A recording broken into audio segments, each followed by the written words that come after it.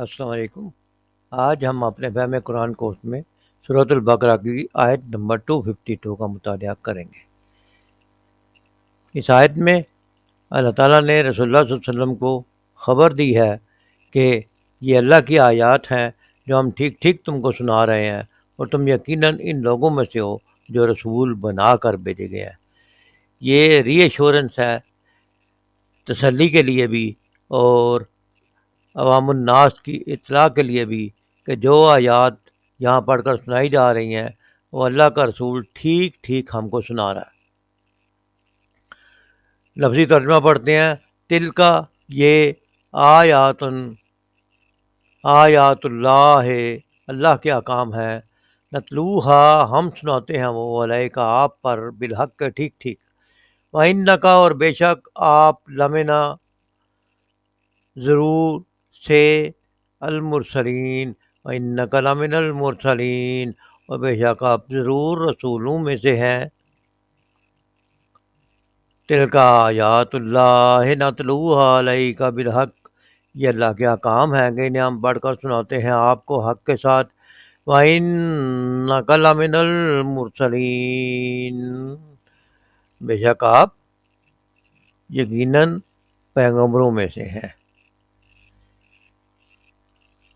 یہ آیت دوسرے پارے کی آخری آیت ہے۔ یہاں پر دوسرا پارہ ختم ہو رہا ہے اور ایک موضوع کو سمیٹا جا رہا ہے کہ اس سے پہلے گزشتہ قوموں کے واقعات جو بیان کیے گئے ہیں، بنی اسرائیل کے واقعات بیان کیے گئے ہیں، ان کی خبر اللہ کے نبی صلی اللہ علیہ وسلم کو وحی کے ذریعے دی گئی اور وحی رسولوں پہ آتی ہے، اور مقصد ان کا یہ ہے کہ ان قصوں میں، ان واقعات میں بے شمار نصیحت کی باتیں ہیں جو آنے والی قوم یعنی امت مسلمہ کے لیے نصیحت کا کام دیں، اور ہمیں ان سے سبق سیکھنا چاہیے۔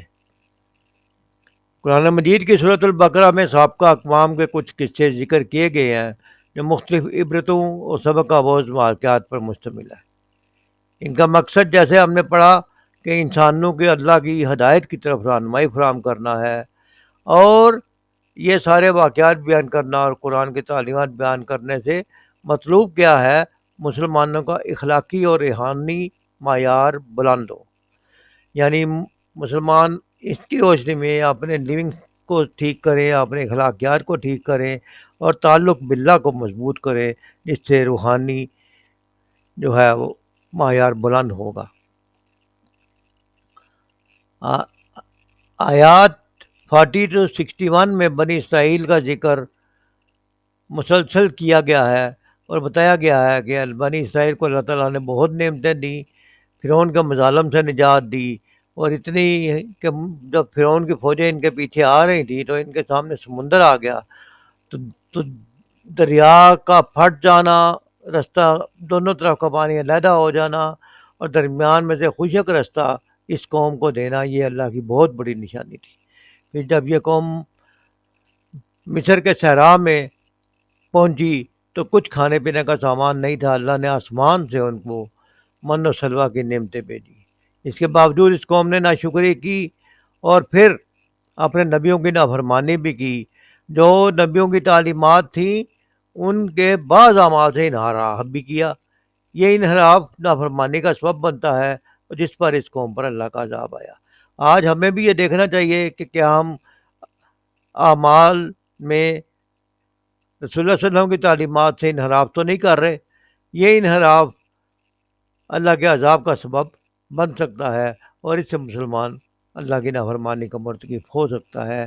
اس لیے ہمیں جاننا چاہیے کہ انسان کو اللہ کی نعمتوں کا شکر گزار رہنا چاہیے، اس کی ہدایات کو نظر انداز نہیں کرنا چاہیے، ورنہ اس کا نتیجہ عذاب اور گمراہی کی صورت میں نکلتا ہے۔ سورہ بقرہ میں جیسے ایک قصہ بیان کیا گیا کہ ایک گائے کو ذبح کرنے کا حکم دیا گیا، لیکن بنی اسرائیل نے سوال در سوال کر کے اپنے لیے مشکلات کھڑی کی، اور آخر کار وہی گائے ان کو ذبح کرنی پڑی جس کو وہ ذبح نہیں کرنا چاہتے تھے۔ اسی گائے کے گوشت کا ایک ٹکڑا مردہ کے جسم پر لگانے سے اس نے اپنے قاتل کا نام بھی بتا دیا۔ یہ نشانیاں دیکھ کر بھی یہ قوم اپنے نبی کا انکار کرتی رہی اور اللہ کے نبی کی بات نہ مانی۔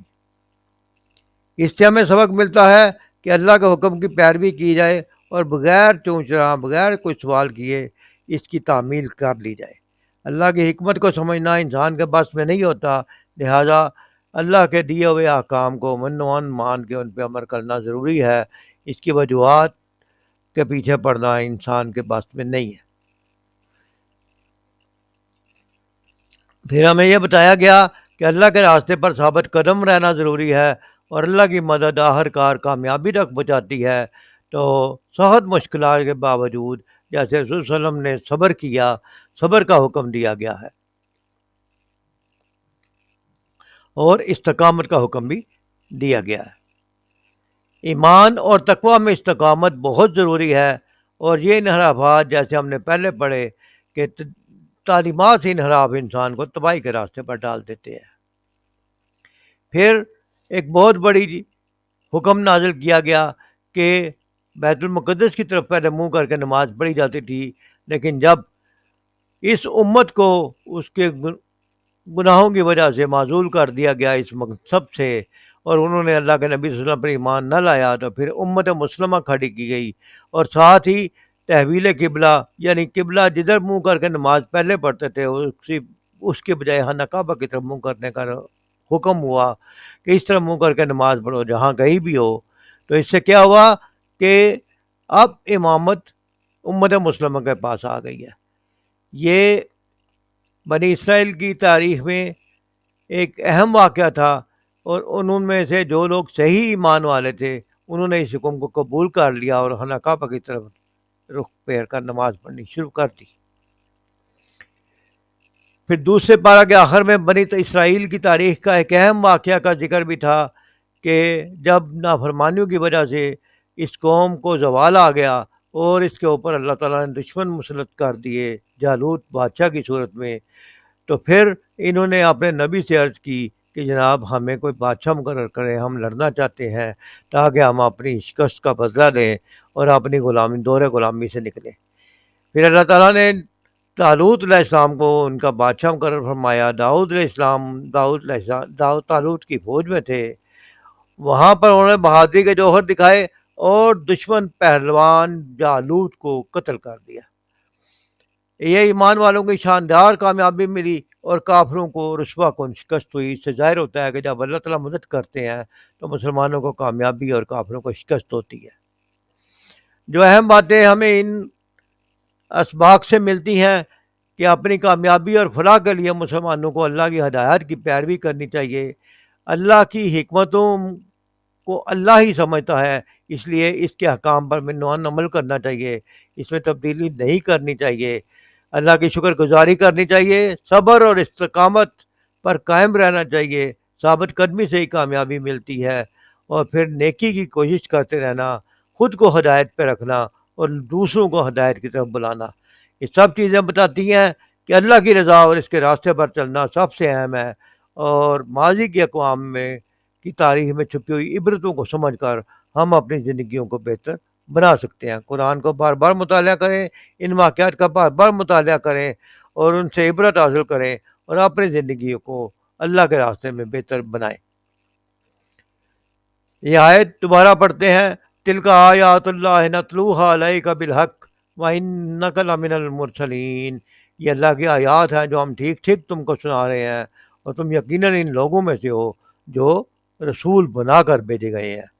اللہ تعالیٰ نے اپنے رسول کو یہ بھی بتا دیا کہ تم ہمارے رسولوں میں سے ہو، اور اس کی واضح دلیل یہ ہے کہ گزشتہ قوموں کے قصے اور نشانیاں جو نبی صلی اللہ علیہ وسلم کو وحی کے ذریعے بیان کی گئی، اور وہی جو ہے نبیوں پر آتی ہے، اور یہ ہدایت آپ کا نازل ہوئی ہے اور وہ مکمل اور برحق ہے، اس میں کسی کو شک اور شبہ نہیں ہونا چاہیے۔ لہذا مسلمانوں کو بھی آج اپنے ایمان کو مستحکم کرنے اور قرآن کی رہنمائی میں زندگی گزارنے کی ضرورت ہے کہ یہی کامیابی کا راستہ ہے، اور اسی راستے پہ چل کے جنت میں جا سکتے ہیں۔ اللہ تعالیٰ مجھے اور آپ کو جنت میں داخل ہونے والوں میں شامل فرمائے۔ وما علینا الا البلاغ۔